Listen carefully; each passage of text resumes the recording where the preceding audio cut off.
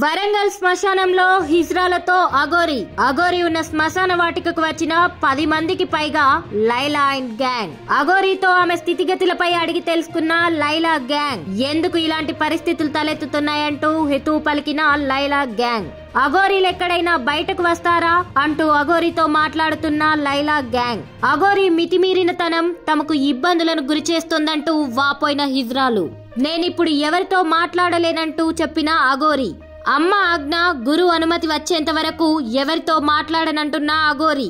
నీకు ఇబ్బంది కలిగితే ప్రభుత్వాలను తిడుతున్నావు, కానీ లా అండ్ ఆర్డర్ సమస్యలు మొదలవుతున్నాయని హితవు పలుకుతున్న లైలా అండ్ గ్యాంగ్. సనాతన ధర్మం గురించి సరైన రీతిలో పబ్లిక్ కి వెళ్లడం లేదంటున్న లైలా గ్యాంగ్.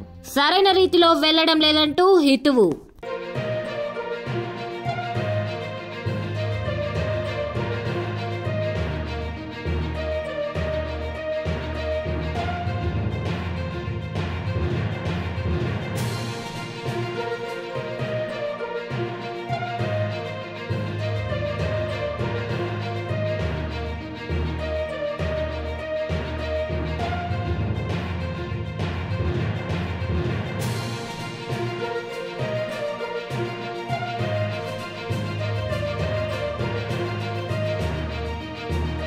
వరంగల్ శ్మశానంలో హిజ్రాలతో అఘోరీ ఉన్న శ్మశాన వాటికకు వచ్చిన 10 మందికి పైగా లైలా అండ్ గ్యాంగ్. అఘోరీతో ఆమె స్థితిగతులపై అడిగి తెలుసుకున్న లైలా గ్యాంగ్ ఎందుకు ఇలాంటి పరిస్థితులు తలెత్తుతున్నాయంటూ హితవు పలికిన లైలా గ్యాంగ్.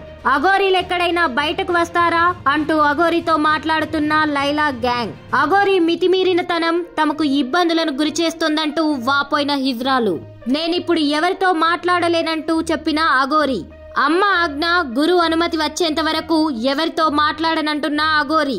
నీకు ఇబ్బంది కలిగితే ప్రభుత్వాలను తిడుతున్నావు, కానీ లా అండ్ ఆర్డర్ సమస్యలు మొదలవుతున్నాయని హితవు పలుకుతున్న లైలా అండ్ గ్యాంగ్. సనాతన ధర్మం గురించి సరైన రీతిలో పబ్లిక్ కి వెళ్లడం లేదంటున్న లైలా గ్యాంగ్.